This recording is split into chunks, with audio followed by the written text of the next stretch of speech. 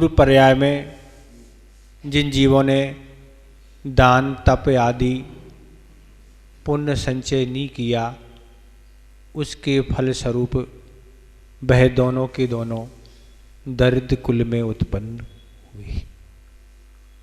क्योंकि पूर्व में जिन जीवों ने संचय पुण्य नहीं किया है, उसके फलस्वरूप उन्हें अच्छे कुलों में जन्म नहीं होता है। और जो दान करते हैं, धर्म करते हैं, उसके फलस्वरूप वह अच्छे अच्छे घरानों में उत्पन्न होते हैं। सम्यक दृष्टि की तो ऐसी महिमा है, आचार्य ने यही बताई है कि जो सम्यक दृष्टि होता है वह कभी भी दरिद्र कुल में जन्म नहीं लेता। आचार्य समद भट्ट महाराज ने रत्नकंठ सापचार में ऐसा उल्लेख किया है, क्योंकि सम्यक दर्शन की ऐसी सामर्थ्य है कि वह जहाँ भी उत्पन्न होगा वह सेठ राज घरानों में ही उत्पन्न होता है। ये सम्यक दर्शन की महिमा है। जो सच्चे देव साज गुरु पर श्रद्धान करते हैं वही सम्यक दृष्टि माने जाते हैं। तो ऐसे वह दोनों पति पत्नी के रूप में हैं, दरिद्र कुल में उत्पन्न हुए हैं। अब दरिद्र कुल में उत्पन्न होने से जो भी आवश्यकताएं हैं, भोजन पानी वस्त्र आदि घर आदि जो भी आवश्यक है वह उनके पास है नहीं। वह तो टुकड़े टुकड़े के लिए तरस रहे हैं कि प्रतिदिन उन्हें भोजन की व्यवस्था करना पड़ती है और भी वस्तुओं की व्यवस्था करना पड़ती है, तब जाके जीवन यापन होता है। परिवार में बच्चे भी हैं और बच्चे भी बड़े परेशान रहते हैं। दोनों पति पत्नी प्रतिदिन गांव के समीप में जाते हैं और अपना खेल तमाशा दिखाते हैं। उससे जो भी आय होती है, जो भी पैसा आता है, वह अपने जीवन का निर्वाह करते हैं। ऐसा करते करते बहुत समय उनको व्यतीत हो गया, पर लगा कि बहुत समय से तो हम खेल तमाशा दिखा रहे हैं जाके नगर नगर में, पर अपने नगर में एक राजा रहता है। उस राजा को अगर अपन ये तमाशा खेल दिखाएंगे तो राजा तो बहुत अपार धन देगा, और अपार धन वो देगा तो हमेशा हमेशा के लिए हमारी दरिद्रता दूर हो जाएगी। हमें प्रतिदिन गांव गांव में नहीं जाना पड़ेगा और गांव गांव जाके हमें तमाशा खेल तमाशा दिखाना पड़ेगा और जाके फिर हमें भीख मांगना पड़ेगी। तो काश पति पत्नी ने दोनों विचार किया कि अपन दोनों आज राज दरबार में चलते हैं और राजा को ये सारा जो भी हमारी कला है वो हम सब राजा को दिखाएंगे। दोनों ने मन बनाया और मन बना के दोनों राज दरबार में पहुँचे और राजा को अपना परिचय दिया कि राजन, हम आपके ही नगर में रहते हैं और खेल तमाशा दिखा के अपना जीवन यापन करते हैं, पर आज हमारे मन में ये भाव आया कि आपको भी वह हम अपनी कला कृति दिखाएं। जो भी हम कला प्रदर्शन करते हैं वह आपको भी दिखाने का भाव है। पर राजन ने तुरंत मना कर दिया। राजन कहता है हमें तुम्हारा खेल तमाशा नहीं देखना। कारण क्या है? कारण ये था कि वह राजा था, वह बड़ा लोभी था। पूर्व पर्याय में उसने पुण्य आदि तो किया था, उसके फलस्वरूप धन वैभव सारी की सारी उसको सामग्री प्राप्त हुई, पर क्या हुआ? अभी लोभ वृत्ति बनी हुई है, इसलिए राजा ने मना कर दिया। राजन कहता हमें तुम्हारा खेल तमाशा नहीं देखना। क्यों? उसने मन में सोचा कि हम तुम्हारा खेल तमाशा इसका देखेंगे तो कम से कम 1 रुपया तो देना पड़ेगा ना। कितने ही देंगे तो 1 रुपये तो देना पड़ेगा, और 1 रुपये भी छूटना बहुत मुश्किल काम है ना। तो राजन ने कह दिया हमें तुम्हारा खेल नहीं देखना है। अब बेचारे जो दोनों पति पत्नी की थी, दोनों ने राजन के सामने मिन्नतें की, राजन कृपा हम पर कर दो और देख लो आप। पर राजन तैयार नहीं हुआ। बड़ी आशा लेके राज दरबार में पहुंची थी। और दोनों राज दरबार से वापस होने के बाद वह राजकुमार के पास पहुँचे और राजकुमार से निवेदन किया कि राजन के पास गए थे, पर राजा ने मना कर दिया। राजकुमार ने कहा प्रयास हम करते हैं तो हमारा काम हो जाएगा। फिर वह मंत्री के पास पहुंचा, मंत्री से भी वह निवेदन रखा। मंत्री कहता है कोई चिंता की बात नहीं, राजा को मनाने का काम हमारा है, तुम्हें तो प्रसन्नता से आज रात्रि में जो भी कला प्रदर्शन है वह तुम्हें करना है। मंत्री राजा के पास पहुंचा और राजन से कहा, राजन एक बहुत अच्छी कला प्रदर्शन करने वाले दो पति पत्नी आए हैं, बहुत अच्छी कला प्रदर्शन करते, आप तो तन्मय हो जाएंगे उस कलाकृति को, नगरों में आसपास बहुत प्रशंसा है उस कला की। और रही मंत्री समझता था कि राजा बहुत लोभी है, वो पैसा दे नहीं सकता, तो मंत्री ने कहा रही लेन देन की बात उसकी आप चिंता मत करें, आपको तो अच्छे से डट के रात्रि में पूरी कलाकृति देखना है। राजन तैयार हो गया और राजन ने कहा जो भी हमारा स्थान है वहाँ ही कलाकृति की जाए। मंत्री ने कहा वहीं की जाए। उसको अच्छे से सज्जित किया गया। मंत्री ने सेवकों को आदेश देके वह जो कार्यक्रम स्थल था अच्छे से सजाया गया। जैसी शाम हुई, रात्रि होने की हुई, दोनों कलाकार उस स्थल पर पधारे और भी जो नगर के लोग थे वह भी सारे के सारे आके उस सभा में बैठ गए। कलाकारों ने दोनों ने अपनी कलाकृति दिखाई। राजन भी बैठा है, पुत्री भी बैठी है, पुत्र भी बैठा है, सारे के सारे परिवारजन उस कला प्रदर्शन में बैठे हैं और दोनों ने कला प्रदर्शन प्रारंभ किया।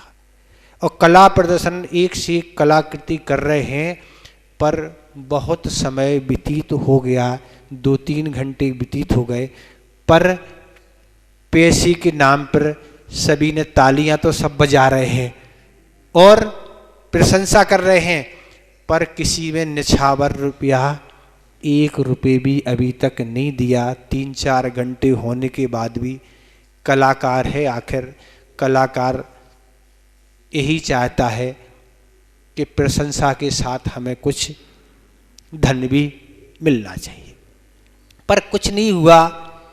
जो पति था वह कहता है अपनी पत्नी से कि तुम्हें कुछ निराशा लग रही है। उसने एक लाइन बोली कि बहुत बीती थोड़ी रही, थोड़ी भी अब जाए। बहुत देर से अपन कलाकृति कर रहे हैं, बहुत बीत चुका, अब क्या है सुबह होने वाली है, और अब सुबह होने वाली है वो भी बीतने वाली, चिंता मत करो। भले अपन को पैसा नहीं मिला, पर अब जो कलाकृति दिखाई इतनी देर में, इससे भी अच्छी और दिखाओ। और अब अपन को बहुत उत्साह के साथ एक कलाकृति दिखाना, निराश नहीं होना है, उम्मीद रखो कुछ ना कुछ तो मिलेगा। निराश हो जाएंगे, टूट जाएंगे तो कुछ मिलने वाला नहीं है। और दोनों ने ताल भंग नहीं करते हुए और तेजी से दोनों ने अपनी कला प्रदर्शन करना प्रारंभ किया। और यह लाइन पढ़ते जा रहे हैं, बहुत बीती थोड़ी रही और थोड़ी भी जाए।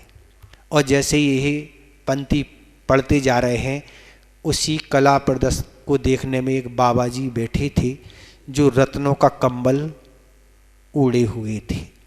और लाइन जैसी उन बाबा जी ने सुनी कि बहुत बीती थोड़ी रही, हमारी उम्र तो बहुत बीत गई है, हमने अपने जीवन में कुछ तप त्याग किया नहीं, कुछ संयम लिया नहीं, कुछ धर्म किया नहीं, अब इतनी उम्र तो हमारी बीत गई, अब इतनी और बची है, वो भी जाने वाली है।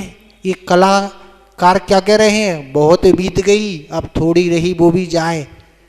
अब वो भी जाए, मतलब अब तो क्या है, परगति को जाना होगा, मरण अब समीप आ गया है, पर हमने अपने लिए कल्याण की बात सोची नहीं। ये लाइन उन बाबा जी को जम गई।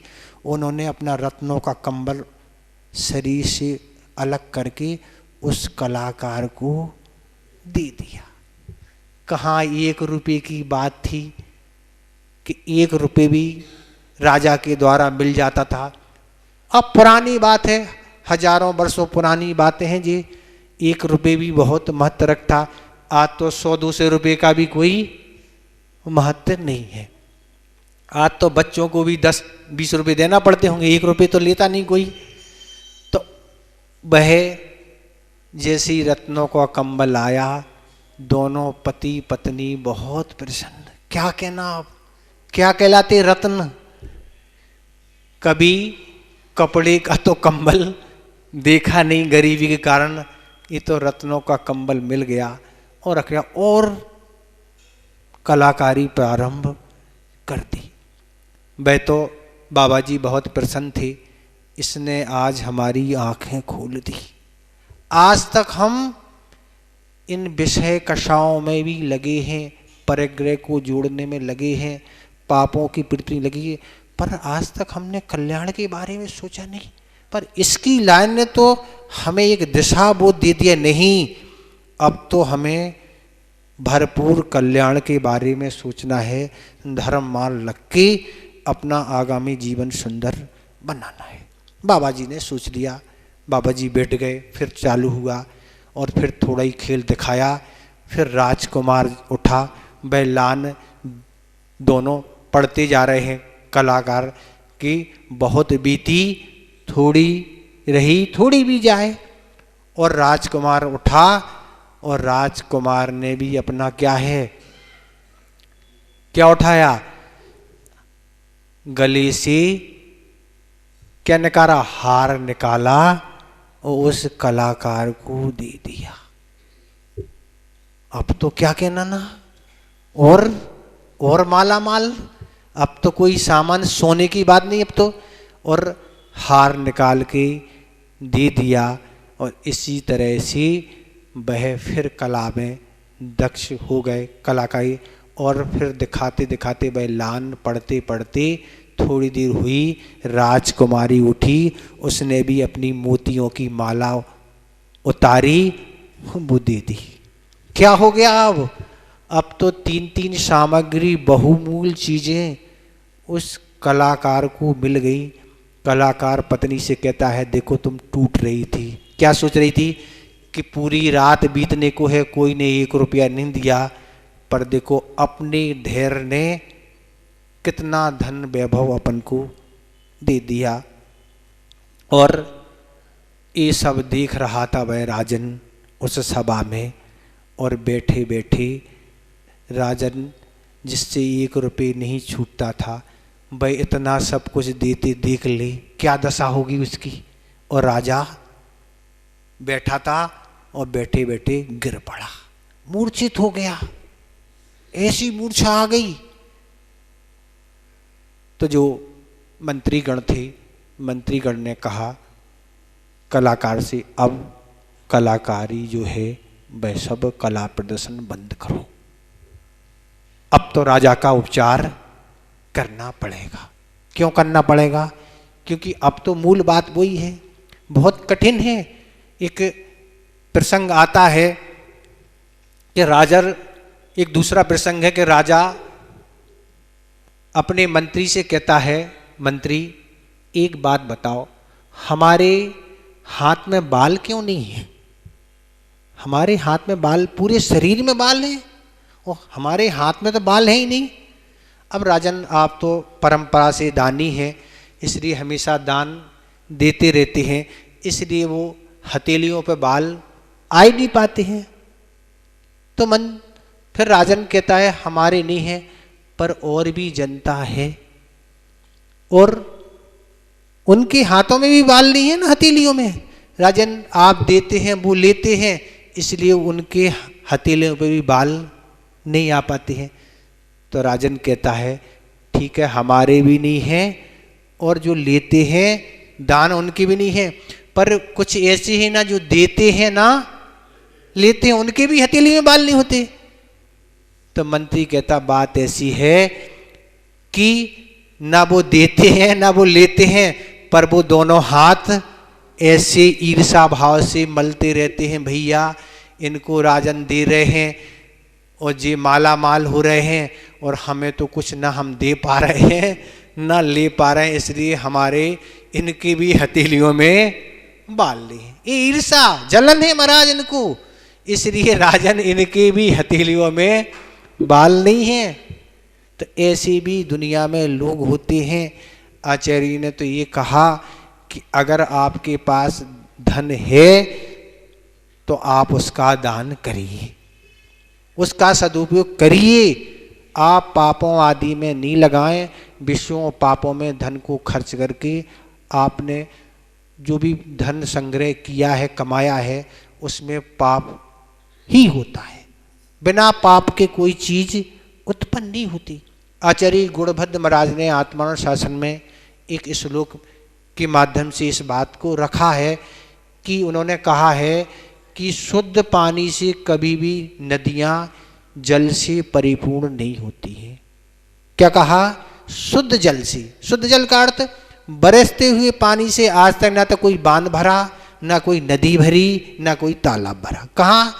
जब भी चारों तरफ से गंदा पानी नहीं आएगा तब तक कोई भी तालाब आदि ये सब चीज़ें भरती नहीं। मिट्टी भी है, मल भी है, मूत्र भी है, लकड़ी आदि किस तरह के कचड़े, जब सारा तरह का कचड़ा मिलके वह पानी जब आता है कहाँ? उस बांध नदी में, तब जाके वह नदी और बांध उफान को होते हैं।